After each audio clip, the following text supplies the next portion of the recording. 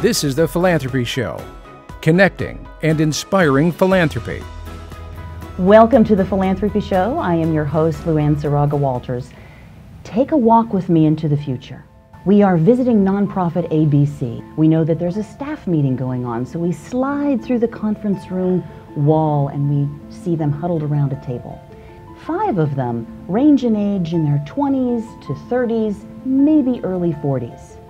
The other 5 are in their 50s, 60s, and one of them says, the leader, "All right, we need to start this staff meeting off with some very important decisions that I'm leaving you with when I retire next month."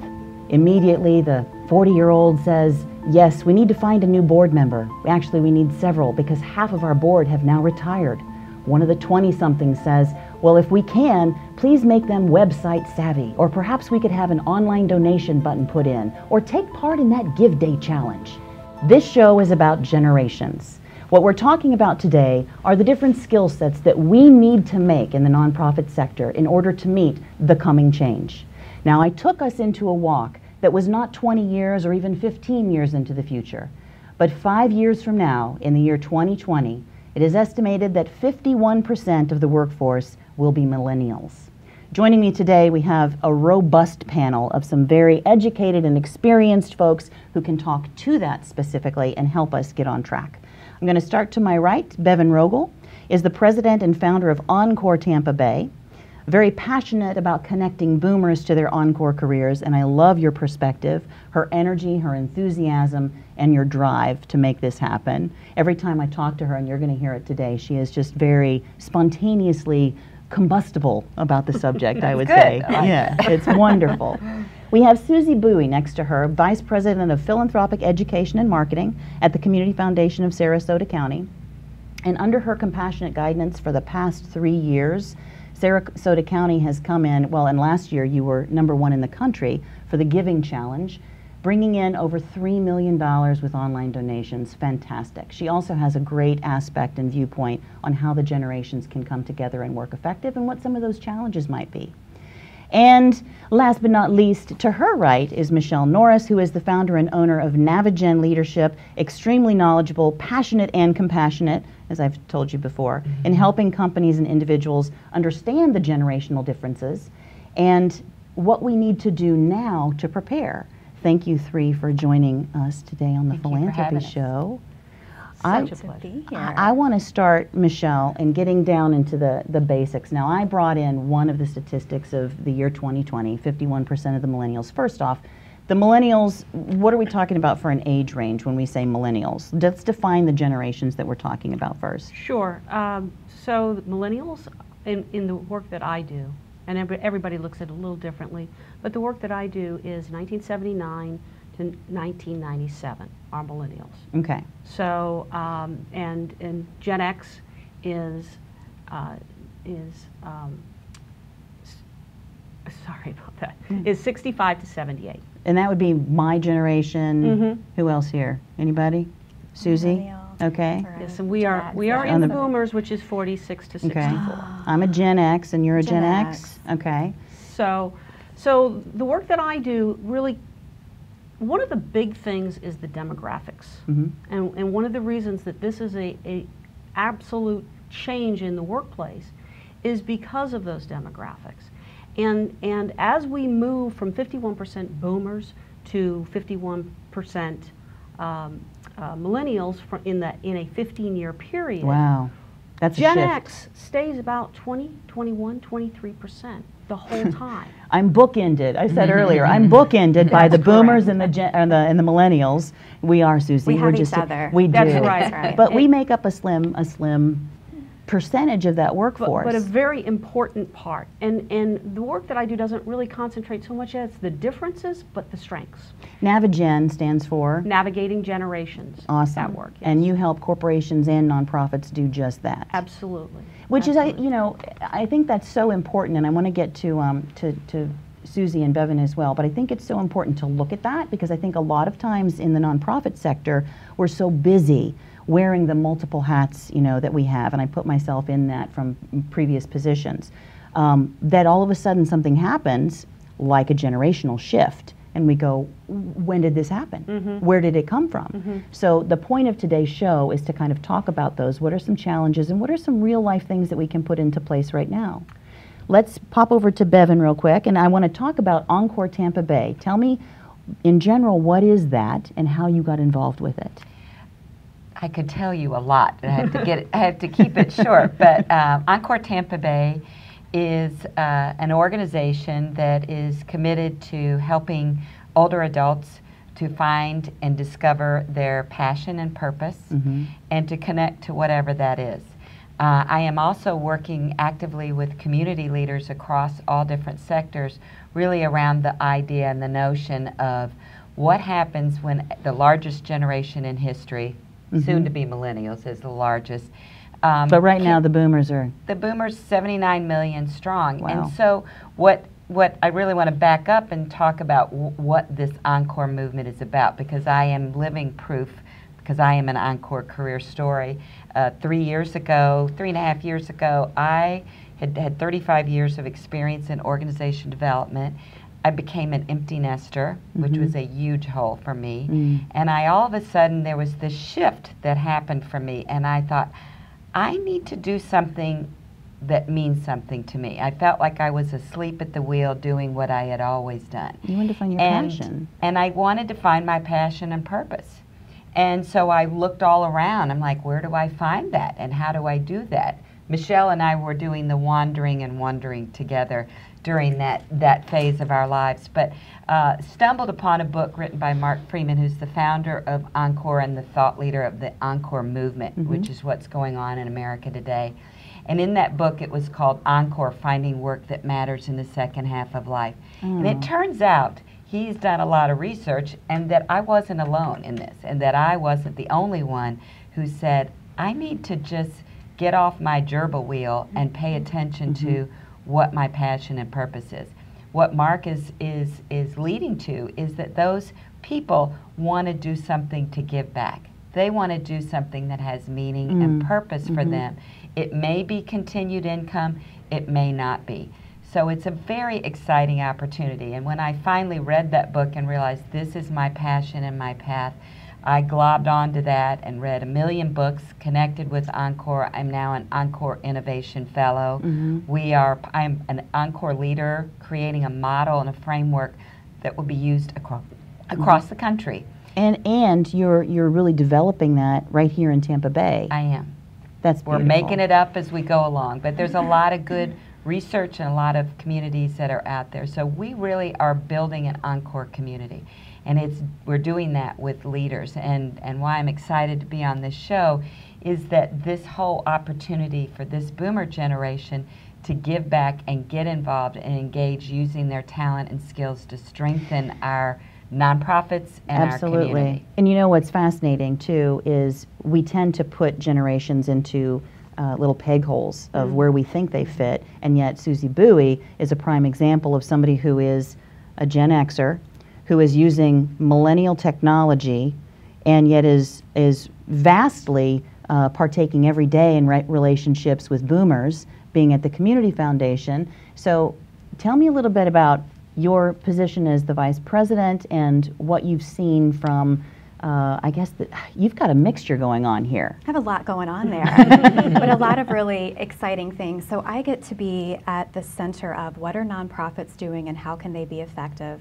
How can we best educate donors about good philanthropy and what's going on in terms of our own marketing and messaging, making philanthropy more accessible to everyone. So when you look at the younger generations, and really everyone, they want their own place. And they also, to some extent, want to make up their own rules. And I think what we're finding with the Encore group, what we're finding with Millennials, there's a lot to go around. So if you go to a nonprofit to volunteer, become a staff member, if you go to join the board and they're not listening to your ideas and you don't feel valued, they're going to find another place to go, right? But if you're successful in leveraging what they would like to do, if you're successful in all of their talents and bringing those into the picture, they're going to stay with you. But they're not just going to stay with you, they're going to bring their networks with them. And I think those are some of the things we're finding through programs like the Giving Challenge. So the Giving Challenge, we raised about $3 million. Which is phenomenal. phenomenal. 24 hours. And I think that young people had a lot to do with that. If you look at the organization that brought in the most donations, 800 donations in 24 hours from one organization. And you know who was leading their social media charge? An 18-year-old girl who was a senior in high school. So those are the kinds of things that we're seeing. We're seeing people really want to involve their friends in giving, people who want to involve their friends in volunteering, right? Absolutely. And if you are volunteering at an organization, you're much more likely to give there and to give more than someone who is not volunteering when you're looking at the philanthropic aspect of that.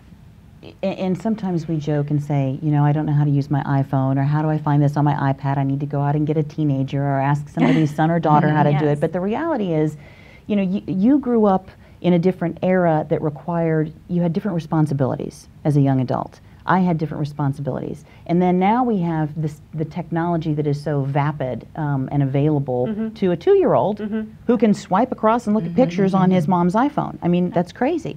And magazines are just iPads that don't work. Yes, yes, things have changed, what we're familiar with. And I still have some of my old vinyl records too. But I want to jump back to Michele for a second and ask you about what I gave just a what-if scenario that was kind of tongue-in-cheek at the beginning. But what could we be looking at further with this generational shift? Well, you're looking, you know, one of the things that I see from millennials is there has to be meaning in everything they do. There has to be meaning at work. They have to understand where they fit into the bigger picture and how it applies to them. So if you look at that from a philanthropic perspective, one of the things that you have to do is you have to absolutely connect with their cause and their heart. And they will, in fact, give differently than we did. And what do you mean differently? Well, it's about that connection for them. It's about even that the organization has to look a certain way. It has to be transparent. They have to understand where their money's going. They have to understand it has to be very apparent to them that the organization is really doing what they say they do. All of those things from a transparency perspective are really critical. So not necessarily out of a feeling of community responsibility, like now I've reached a certain level so I need to give back, because I have heard folks in my parents' generation say, well, I feel like now I've received so much I do need to, and there's a sense of responsibility, but you're saying millennials, it's more about what are you doing and how can I, by giving money to you, affect that change? Correct. Interesting. Correct, yes. So it's more about the connection for them personally, and tying to that particular challenge or cause. You mentioned also about passion and purpose, and unbelievably, we have to take a break. We're through the first segment, but when we come back, I want to talk more about that, because all three of you have hit on the essence and the importance of being heard and knowing how to apply that skill set so that person will stay. So we are going to take a quick break, but we'll be right back with more on The Philanthropy Show.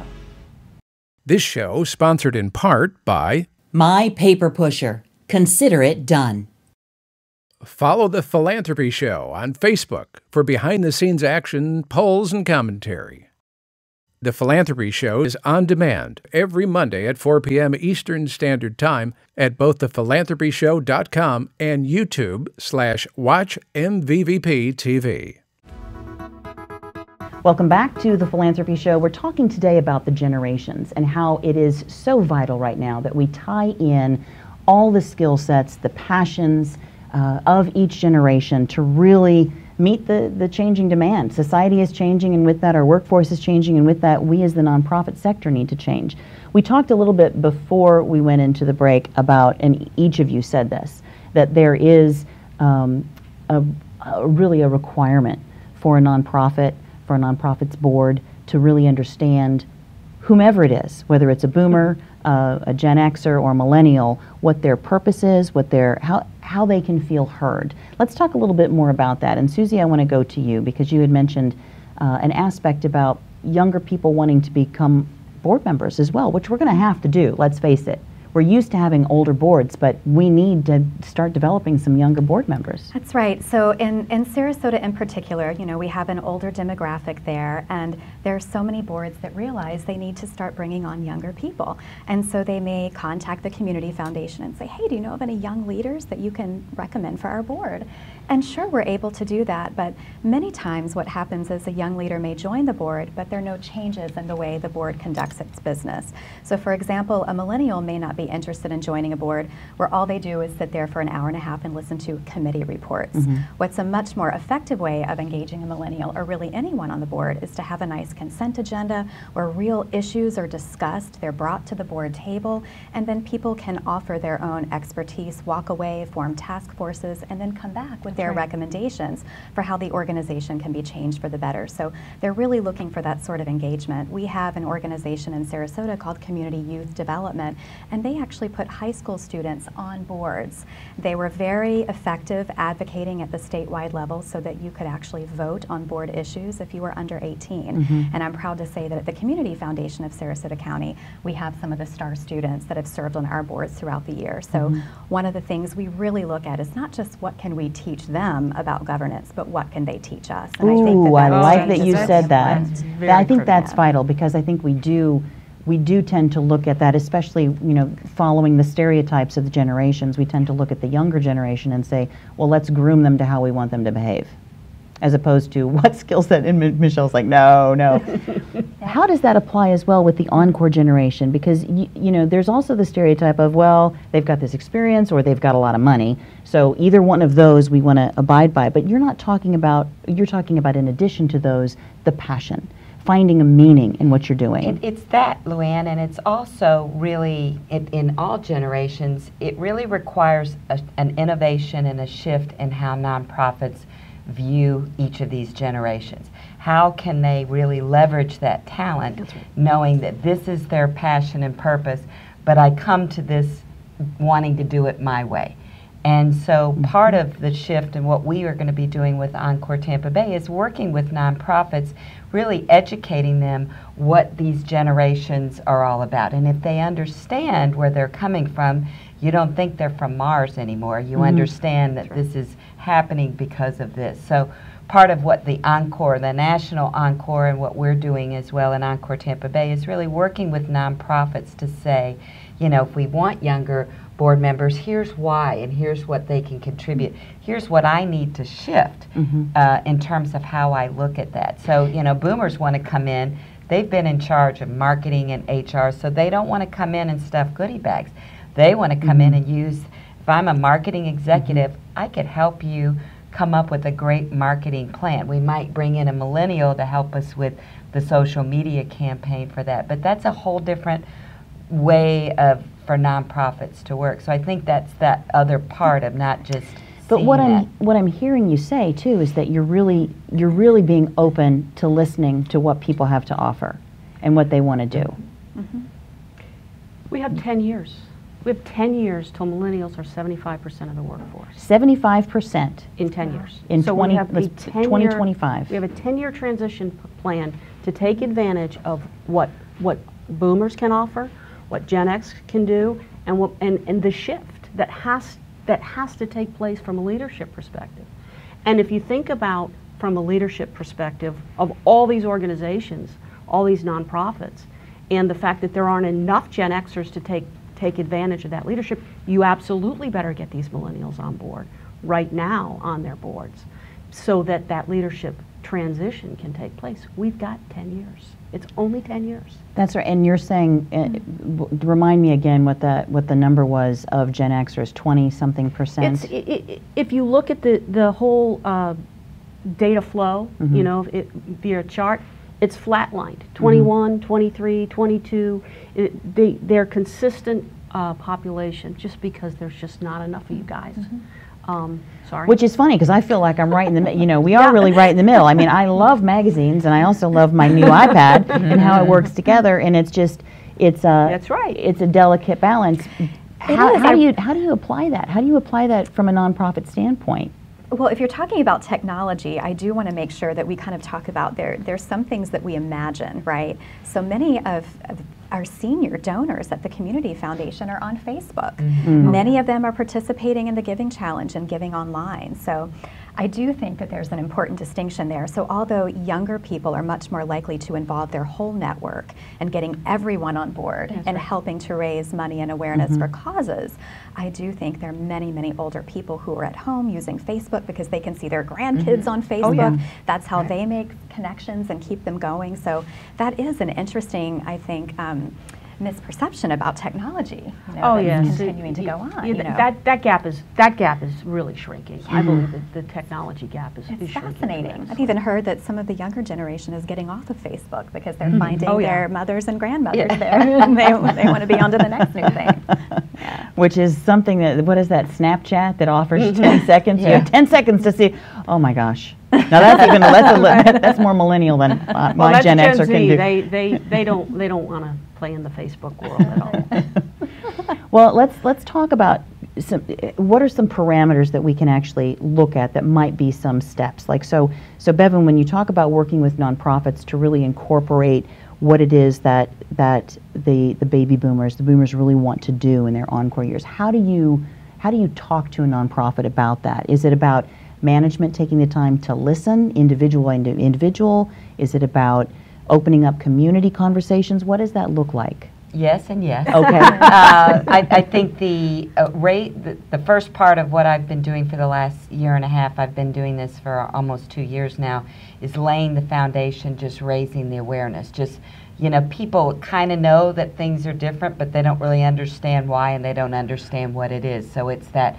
community conversation and raising the awareness of that. So that's a really big step. And from there, getting them, it's the shift, getting them to see that there could be a different way that we do things and operate in a nonprofit.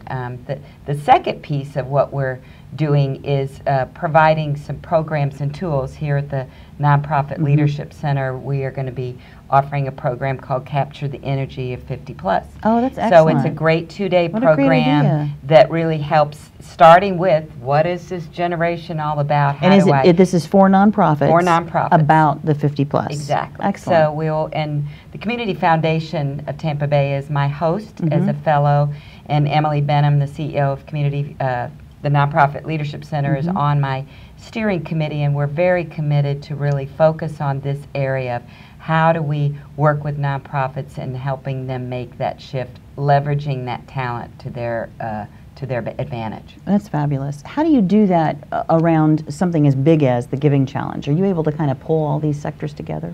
Yeah, I think a big part of the Giving Challenge and really any successful fundraising campaign now, what nonprofits must do, and it goes back to something that you mentioned, is show that no matter what you're giving, your gift is meaningful, right? So when you looked at the Giving Challenge and you go back and you see the 18,000 gifts that were made, the amount that was raised, 43% of those were $25 gifts. Wow. So if we can go back as nonprofits and say, your $25 gift is really making a difference. That changes the face of philanthropy. Really and the expectation that and is. it makes it relevant for everyone, especially people who may not have accumulated the means to give larger gifts. They need to know that their smaller gift matters. The other thing that we can do a much better job of doing is showing that giving back can be social and fun. I mean, look at the Ice Bucket Challenge, right? We all, some of us don't even know what that money was going to. I will tell you that our senior VP poured a bucket of ice water on me at the Community Foundation. So we did do that.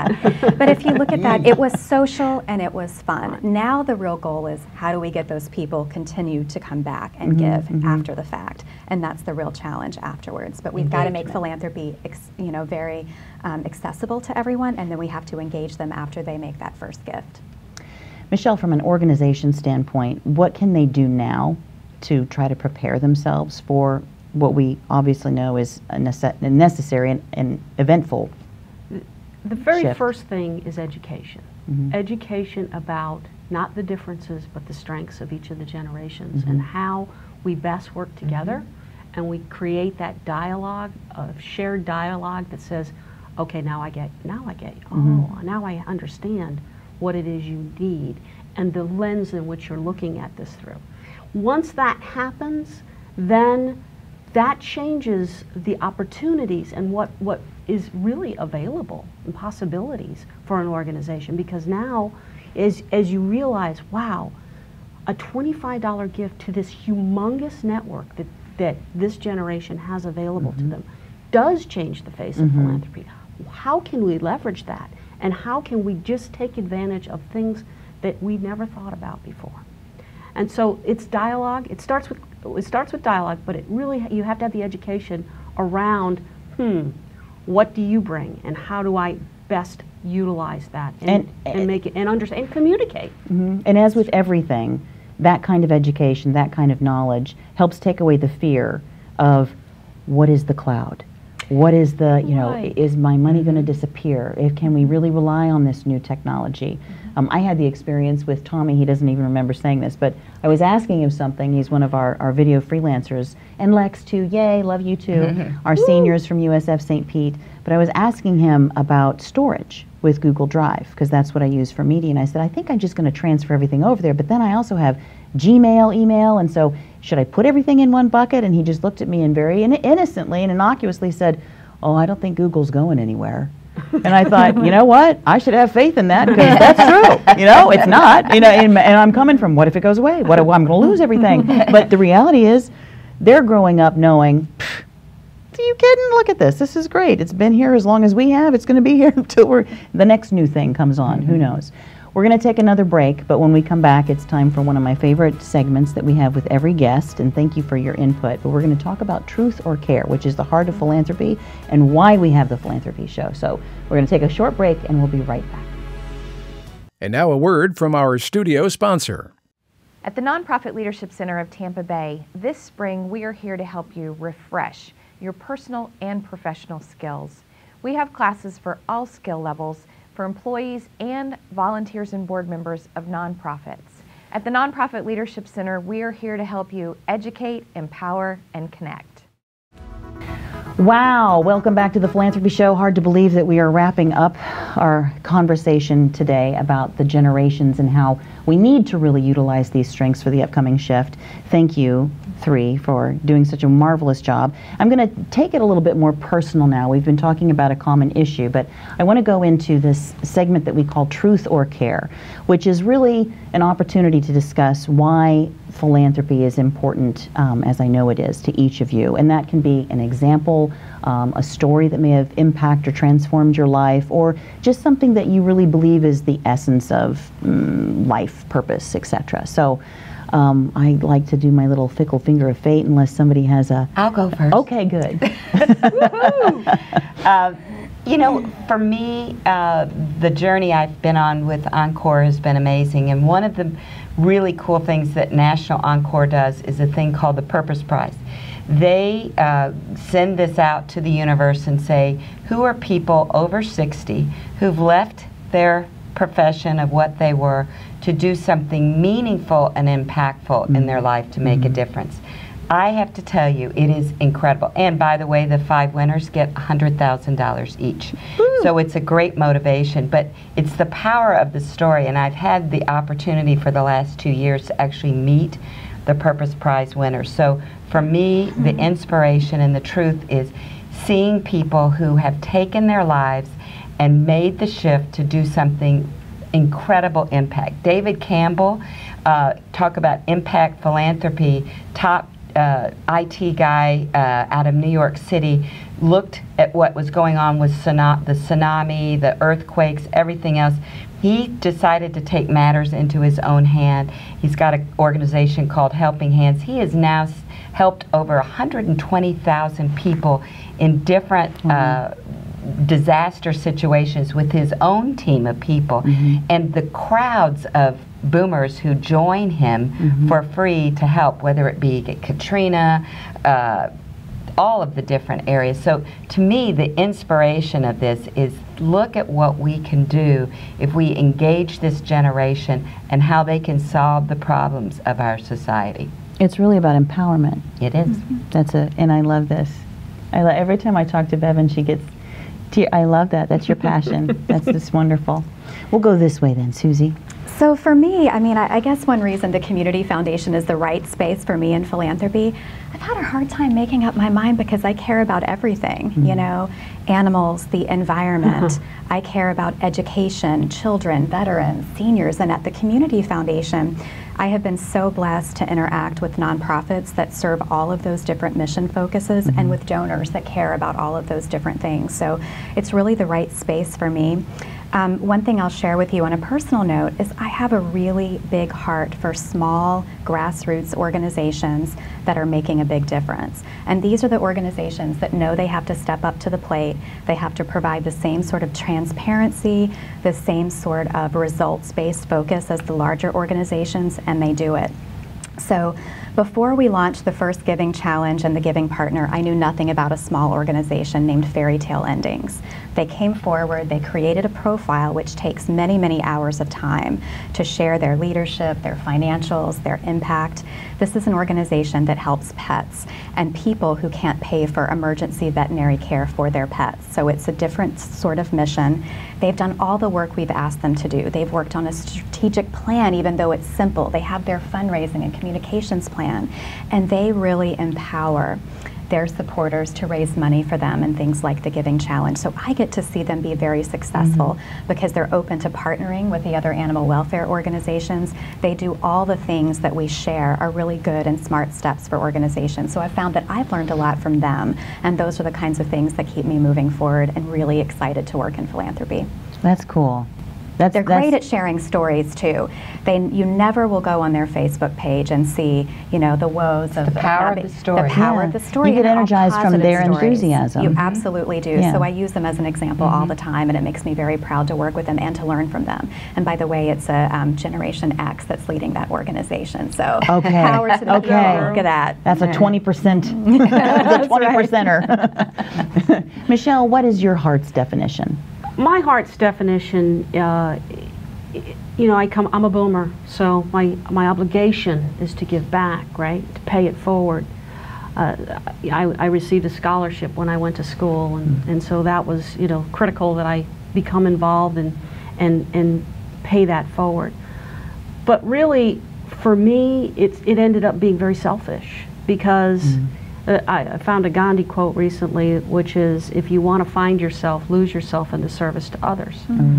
And I don't care if it's your time or your treasure, if it's money or time, which I think we need both of in the philanthropic world. But for me, it is absolutely about the very personal space that I come from in possibilities, in collaboration, in making sure that we all work together. That's why I do what I do, because it celebrates what is positive about all of us and how we can really work together to really accomplish amazing things, which we see all the time in our work. It is what everybody's accomplishing. So philanthropy really comes from that spot of losing yourself. So. And in losing yourself, you're connecting to so many others. That's it. And I keep saying this because the Philanthropy Show is really the love of humanity show, because that's what philanthropy is. Thank you three for coming on today. Thank you for having us. So wonderful to have you. Great discussion. Maybe this will help prompt some folks. Oh, we're stretching across the way. In our big that was a yoga move right there. It was wonderful, but wonderful to have you. Thank you so much. Thank you, Luann. That wraps up today's version of the Philanthropy Show. We'll see you next Monday at 4 o'clock Eastern.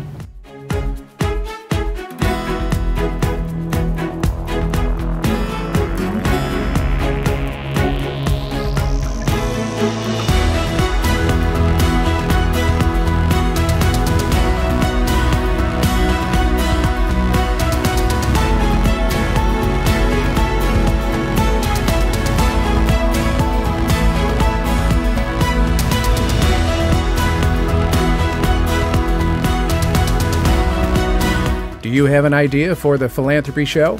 Contact us via our website or email us at tps@myvideovoice.com.